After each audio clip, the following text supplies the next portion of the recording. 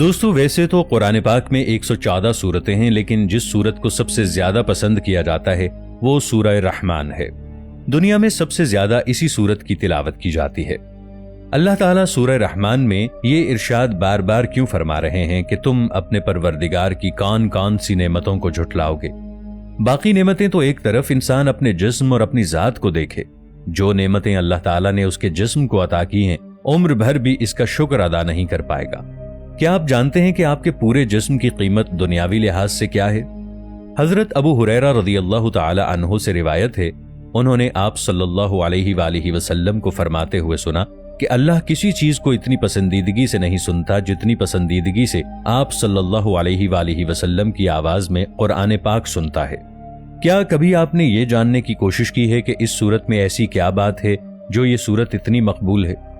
ہم نے کبھی اس کے اندر چھپے ہوئے پیغام کو سمجھنے کی کوشش کی ہے؟ اور وہ کیا وجہ ہے کہ میڈیکل فیلڈ میں اس سورت نے وہ کام کر دکھائے ہیں جہاں میڈیکل فیلڈ فیل ہو گئی؟ قرآن مجید میں جو حسن ہے اسے حسن معنوی کہا جاتا ہے۔ وہ تو ہر لفظ میں موجود ہے، لیکن الفاظ کا یہ حسن اپنی ظاہری شکل میں سورہ رحمان کے اندر اپنے عروج پر نظر آئے گا۔ اس کے علاوہ قرآن مجید میں سورہ رحمان اس وجہ سے بھی ممتاز ہے، اگر اس کی پہلی 4 آیات پر غور کریں گے تو عجیب و غریب حقائق سامنے آئیں گے۔ اس کی پہلی 4 آیات میں 4 بہترین چیزوں کا ذکر ہے۔ اس سورہ کی پہلی آیت الرحمن ہے۔ کیا کبھی آپ نے غور کیا ہے کہ اللہ تعالیٰ کے پیارے ناموں میں سے سب سے پیارا نام کون سا ہے؟ وہ نام ہے رحمان۔ رحمان اللہ تعالیٰ کا صفاتی نام ہے اور اس کا مادہ رحمت ہے۔ اب ہمیں سب سے زیادہ کس چیز کی ضرورت ہوگی؟ بلا شبہ رحمت کی ضرورت ہے۔ حضرت محمد صلی اللہ علیہ وآلہ وسلم نے ارشاد فرمایا، کوئی شخص اپنے عمل کی بنیاد پر جنت میں نہیں جا سکتا جب تک اللہ تعالیٰ کی رحمت اس کی دستگیر نہ ہو۔ کسی صحابی نے جرت کر کے حضرت محمد مصطفیٰ صلی اللہ علیہ وآلہ وسلم سے پوچھ لیا کہ اے اللہ کے نبی، کیا آپ کے ساتھ بھی یہی معاملہ ہوگا؟ آپ صلی اللہ علیہ وآلہ وسلم نے ارشاد فرمایا، بے شک اس میں کوئی شک نہیں۔ آپ خود اس چیز کا اندازہ لگائیں کہ اگر حضرت محمد مصطفیٰ صلی اللہ تعالی علیہ وآلہ وسلم رحمت خداوندی کے طلبگار ہوں تو پھر ہماری تو سب سے بڑی ضرورت ہی رحمت خداوندی ہے۔ اب یہ رحمت اللہ تعالیٰ کی یہ شان 2 الفاظ میں بیان ہوئی ہے، ایک ہے رحمان اور دوسرا رحیم۔ اس کے علاوہ کوئی مادہ ایسا نہیں جس سے اللہ تعالیٰ کے یہ 2 نام بنتے ہیں۔ اس کے بعد علم القرآن ہے۔ اللہ تعالیٰ کی رحمت کا سب سے بڑا مظہر رحمان کی رحمانیت اور قرآن پاک ہے۔ اس میں جو راز چھپے ہیں ان کو سمجھیں۔ جو علم انسان کو حاصل ہوا وہ کس نے عطا کیا؟ سائنس کا علم کس نے عطا کیا؟ اس پوری دنیا میں اللہ جسے جتنا علم دینا چاہے اس کے علاوہ کوئی بھی اللہ تعالیٰ کے علم کا احاطہ نہیں کر سکتا۔ تمام علوم میں سب سے بڑا علم قرآن پاک ہے۔ اس بات کو ذہن نشین کر لیں کہ اللہ کے تمام صفاتی ناموں میں سے بہترین نام الرحمن ہے۔ اللہ تعالیٰ نے جو کچھ بھی بندوں کو سکھایا ہے ان میں سب سے زیادہ علم قرآن پاک کا ہے۔ انسانوں کو کس نے پیدا فرمایا؟ اللہ تعالیٰ نے اس زمین کو، آسمان کو، چرند پرند فرشتوں کو کس نے پیدا فرمایا؟ اللہ تعالیٰ نے پیدا فرمایا۔ اللہ تعالیٰ نے۔ اس کا مطلب ہے کہ پوری دنیا کی مخلوقات میں انسان کی تخلیق سب سے بہترین ہے۔ تو تخلیقات میں اونچی تخلیق انسان، علوم میں سب سے اونچا علم قرآن، ناموں میں سب سے اونچا نام رحمان۔ پھر علم البیان یعنی علمہ البیان کا ذکر آتا ہے۔ ایک انسان میں کتنے اعضاء ہیں، کتنی صلاحیتیں اور کتنی حصے موجود ہیں؟ ایک انسانی جسم میں سر سے لے کر پاؤں تک سارے اعضاء کسی عظیم ترتیب سے موجود ہیں۔ یہاں بھی یہ سمجھ لیں کہ انسان کے اندر جتنی بھی صلاحیتیں ہیں ان سب میں بنیادی چیز کلام ہے، اور کلام کی اسی خصوصیت کی وجہ سے انسان کو اشرف المخلوقات کہا جاتا ہے۔ اگر ان سب کو جمع کریں تو کیا نتیجہ نکلتا ہے؟ ایک حدیث پاک جس کا مفہوم یہ ہے کہ ہر چیز کی سجاوٹ ہوتی ہے، اور قرآن پاک کی سجاوٹ سورہ رحمان ہے۔ قرآن پاک کی اس سورت کی طاقت کا اندازہ اس بات سے لگائیے، میڈیکل سائنس میں جب تمام حربے ناکام ہو جاتے ہیں تو کیسے سورہ رحمان کے یہ الفاظ اپنا اثر دکھاتے ہیں۔ ایک مرتبہ ذہنی امراض کے ہاسپٹل میں شدید ذہنی تناؤ والے افراد پر تجربہ کیا گیا۔ ان کو 2 گروہوں میں تقسیم کیا گیا۔ ایک گروہ کو سورہ رحمان کی تلاوت سنائی جاتی تھی، جبکہ دوسرے گروپ کو ڈپریشن کے لیے ترتیب دی گئی موسیقی سنائی جاتی تھی۔ 4 ہفتوں تک مسلسل یہ عمل 22 منٹ تک کیا جاتا رہا، اور آخر میں یہ نتیجہ نکلا کہ دونوں گروہوں کے ڈپریشن لیول میں کمی آئی۔ मगर ग्रुप ए जिन्हें सूरह रहमान की तिलावत सुनाई जाती, इस ग्रुप के अफराद में हैरान कुन तौर पर उनके जहनी तनाव में कई गुना ज्यादा कमी आई।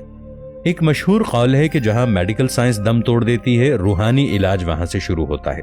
ऐसा ही एक वाकया एक नौजवान लड़के के साथ पेश आया। वो लड़का मौत के मुंह से वापस निकल आया।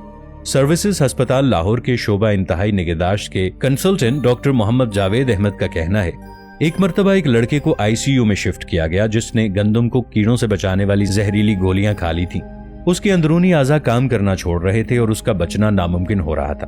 डॉक्टर जावेद के कौल के मुताबिक उसे 150 मर्तबा इलेक्ट्रिक शॉक दिए गए ताकि उसकी धड़कन चलती रहे और आखिरकार वो लड़का इस कैफियत से निकल आया। वहां मौजूद तमाम डॉक्टर हैरान थे कि ये कैसे मुमकिन हो सकता है। तब डॉक्टर जावेद कहने लगे, दवा के अलावा ये सूरह रहमान की तिलावत की ताकत का भी असर है जो इस मरीज के सराहने मुसलसल हो रही थी। तब वो मोजज़ा हुआ जहां मेडिकल साइंस हार मान चुकी थी। एक ऐसा लड़का जिससे डॉक्टर तकरीबन मायूस हो चुके थे, सूरह रहमान की ताकत से दोबारा जिंदगी की तरफ लौट आया।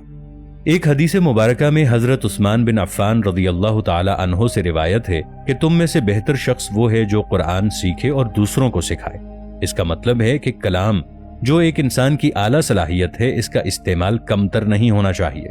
कलाम करने की सलाहियत बहुत आला सलाहियत होती है, इसलिए इसका इस्तेमाल भी बेहतरीन होना चाहिए। इसी तरह अल्लाह ताला ने हमें क़ुव्वत गोयाई अता की है, बोलने का तरीका सिखाया है। इंसानों को जानवरों से क़ुव्वत गोयाई के जरिए अलग रखा।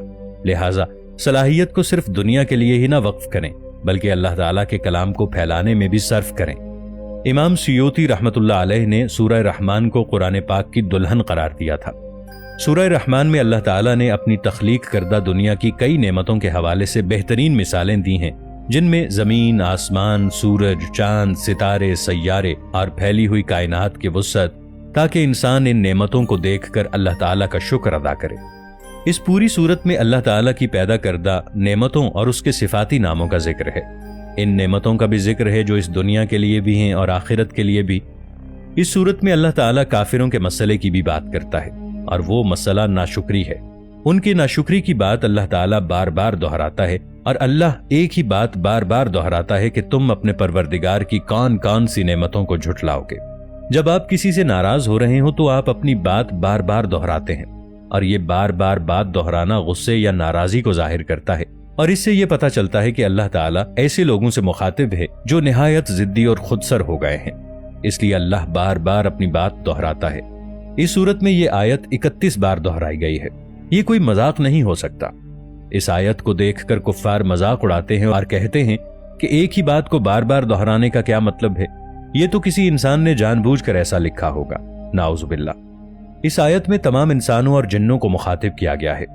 इस आयत में अल्लाह ताला बंदे से सवाल कर रहा है कि तुम्हारे परवरदिगार ने तुम्हें हर तरह की नेमत दी है, तो क्या तुम इन नेमतों की नाशुक्री कर सकते हो? क्या यह मुमकिन है कि जिसने नेमतें अता की हों उसकी नाशुक्री की जाए? ये आयत 31 मरतबा दोहराई गई है। इसमें 8 मरतबा अल्लाह की बड़ाई, अजमत, दुनिया और आखिरत के मामलात बयान किए गए हैं। इस आयत में 7 मरतबा जहन्नम का अहवाल बयान किया गया है। जहन्नम के 7 दरवाजे हैं और 8 मरतबा जन्नत की खूबियां बयान की गई हैं और ये 8 नंबर जन्नत के 8 दरवाजों के बराबर है। इसलिए ये बात वाज़ेह है, जो शख्स पहली 8 चीजों पर अमल करेगा, यानी अल्लाह की अजमत और बड़ाई को दिल से मानेगा, दुनियावी मामलात में भी अल्लाह के हुक्म की तामील करेगा और आखिरत की फिक्र करेगा, तो अल्लाह ताला उसे जहन्नम के 7 दरवाजों से दूर ले जाकर जन्नत के 8 दरवाजों में दाखिल करेगा।